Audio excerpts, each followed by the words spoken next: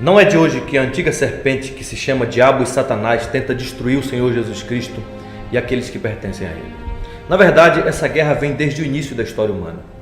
O homem foi criado à imagem e semelhança de Deus e destinado a usufruir uma relação de eterna bem-aventurança com Ele. Mas a palavra de Deus diz que a serpente enganou o casal e eles decaíram do estado de perfeição para uma situação de miséria total. O estrago estava feito.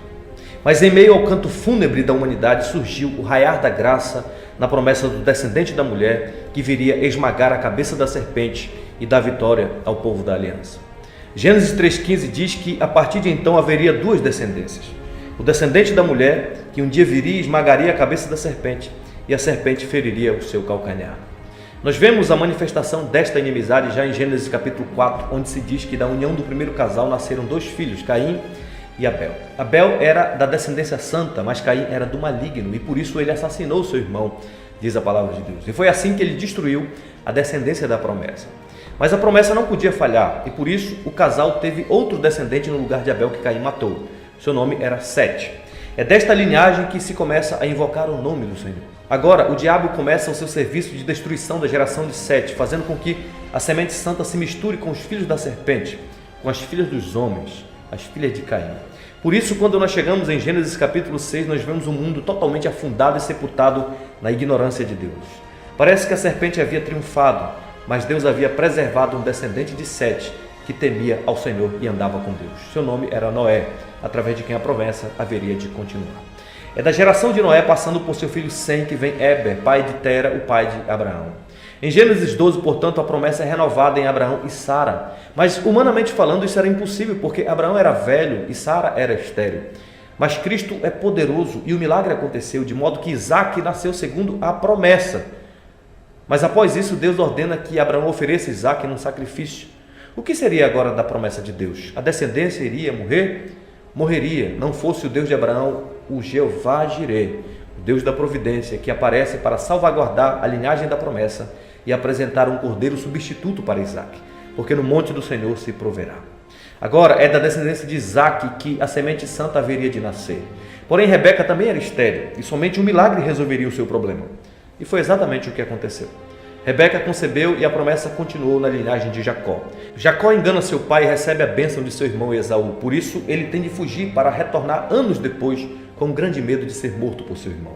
Mas Esaú não o destruiu e mais uma vez a promessa em relação ao filho da mulher foi preservada. Jacó teve 12 filhos e antes de morrer revelou que o descendente viria da tribo de Judá. Mas o problema é que Judá casou com uma mulher fora da aliança e por isso ele teve filhos perversos, os quais são mortos perante o Senhor, sem deixar descendência. Sua esposa também faleceu. E será que agora a serpente vai finalmente triunfar? Triunfaria, não fosse a providência divina fazendo com que Tamar, nora de Judá, concebesse um filho do seu próprio sogro, Judá. A fome veio e a família está ameaçada em Canaã. Mas Deus enviou José adiante dos seus irmãos para o Egito, para a preservação da linhagem santa. Mas a serpente não está satisfeita e passa a atacar os descendentes de Jacó no Egito, tentando destruir os meninos dos judeus. Mas Deus preservou um libertador, Moisés, que levou o povo de Deus para fora da terrível escravidão do Egito. E a história vai caminhando e a serpente vai tentando destruir a linhagem messiânica. Agora nós chegamos na época da monarquia e da tribo de Judá, Deus escolheu uma família de onde viria o descendente. Era a família de Davi. A serpente volta sua seta contra Davi para destruí-lo. Essa perseguição veio através do rei louco Saul, que por várias vezes tentou eliminar Davi, mas ele se desviou e a lança atingiu a parede. A Santa Semente mais uma vez venceu e posteriormente o reino caiu nas mãos de reis maus. A palavra de Deus diz que Acabe casou com a ímpia Jezabel e juntos se mostraram inimigos de Deus, especialmente dos descendentes de Davi. Atalia, sua filha, casou-se com Jeorão, que era o herdeiro do trono de Judá. Mas Jeorão morreu e Acasias se tornou rei sobre Judá. Acasias foi assassinado e Atalia, sua avó, com sede de poder, decidiu destruir toda a descendência de Davi e com isso ameaçou o nascimento do descendente da mulher. Mas a graça de Deus mais uma vez se mostrou triunfante e um menino de 1 ano de idade da descendência de Davi escapou da matança de Atalia porque fora escondido por sua tia. O nome desse menino era Joás, que se transformou no rei de Judá e a promessa mais uma vez foi preservada. O tempo foi passando e agora chegamos no 5º século a.C. O rei Assuero está reinando na Pérsia. A pedido de Amã, o rei emite um decreto que ordena a morte de todos os judeus do seu vasto império. O decreto é selado pelo anel do rei, mas a promessa de Deus não poderia falhar. E agora, qual será a saída? Deus levantou a linda rainha Esther. Após uma vigorosa exortação do seu tio Mardoqueu, a jovem toma a frente da situação e se dispõe a morrer para salvar a descendência santa de onde viria o Messias. E foi através da sua atuação no palácio de Assuero que Deus mais uma vez preservou a linhagem messiânica. Por volta do ano 167 a.C., o rei Seleucida Antíoco IV invadiu a Judéia e tentou destruir os judeus, destruindo seus costumes e obrigando-os a abandonar suas leis sob pena de morte. Porém, mais uma vez, a descendência santa foi preservada através da luta dos Macabeus. Mais alguns anos se passaram e chegamos então ao ato decisivo desse poderoso drama. O palco agora é Belém da Judéia, e ali finalmente numa manjedoura repousa o descendente da mulher, o Messias de Deus. A promessa de Deus estava definitivamente cumprida. Mas não demorou para que a serpente tentasse destruir o descendente. Os sábios do Oriente estão na sala com Herodes o Grande, perguntando onde está o recém-nascido rei dos judeus. Agora a intenção de Herodes é matar o descendente. Mas os sábios, advertidos por Deus, retornaram por outro caminho e o filho foi preservado. Mas o dragão, a antiga serpente, que se chama Diabo e Satanás, se recusou a admitir a sua derrota. E por isso decidiu matar as crianças de Belém e arredores, de até 2 anos para baixo, na tentativa de destruir o Cristo de Deus. Mas Deus é Deus, e a serpente foi derrotada porque o menino Deus está a salvo no Egito. Os dias passam, e o descendente da mulher cumpre a sua missão, vivendo uma vida perfeita em lugar do seu povo. Depois ele morre numa cruz romana.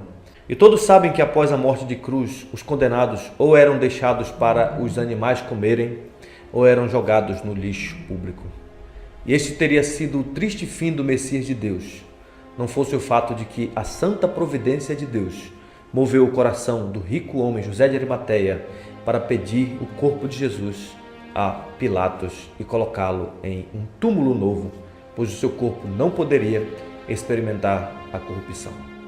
E é exatamente dali que o descendente ressuscita vitorioso e é arrebatado para Deus, onde ele é coroado de glória e de honra. Em outras palavras, o descendente venceu e agora aguarda que o Pai coloque todos os seus inimigos debaixo dos seus pés. Apocalipse capítulo 12 diz que por causa dessa derrota, Satanás se enche de ira e, em sabendo que pouco tempo lhe resta, passa a perseguir aqueles que guardam os mandamentos de Deus e têm o testemunho de Jesus Cristo. Através de todos os períodos da história humana, é isso que temos presenciado.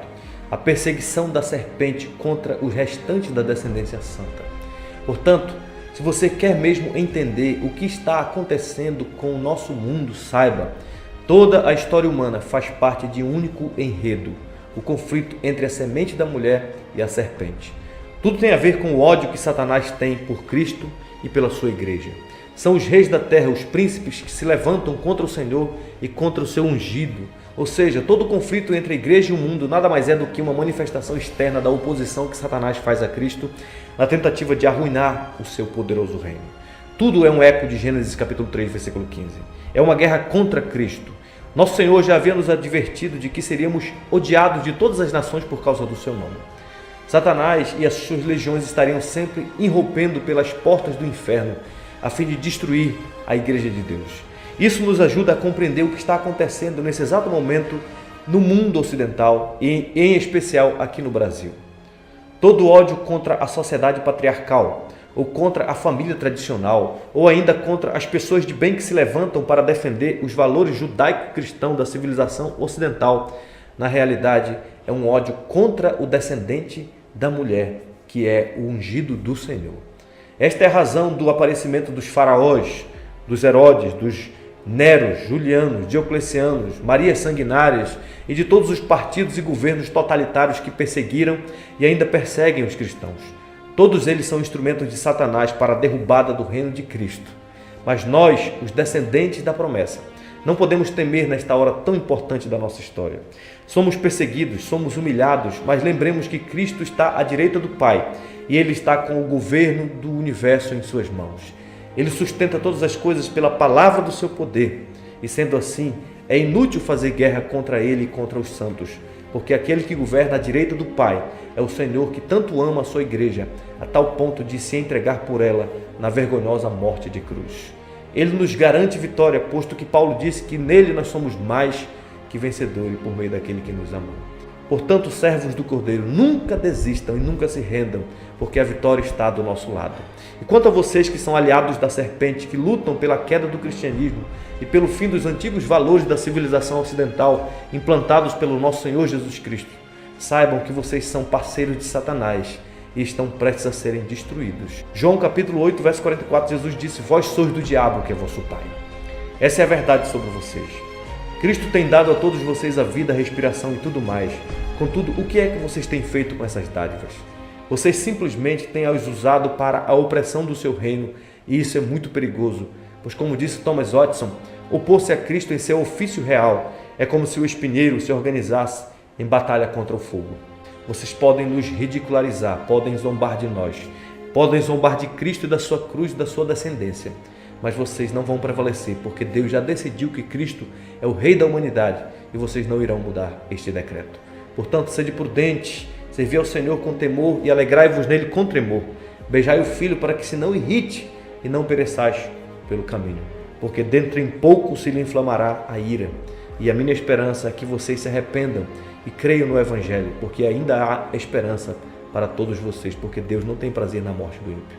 Saiba que Cristo reina, e no reino de Cristo não existe neutralidade. Ou você está do lado do Filho, ou você é um aliado da serpente. Pois, como disse nosso Senhor, quem não é por mim é contra mim, e quem comigo não ajunta, espalha. De que lado você está?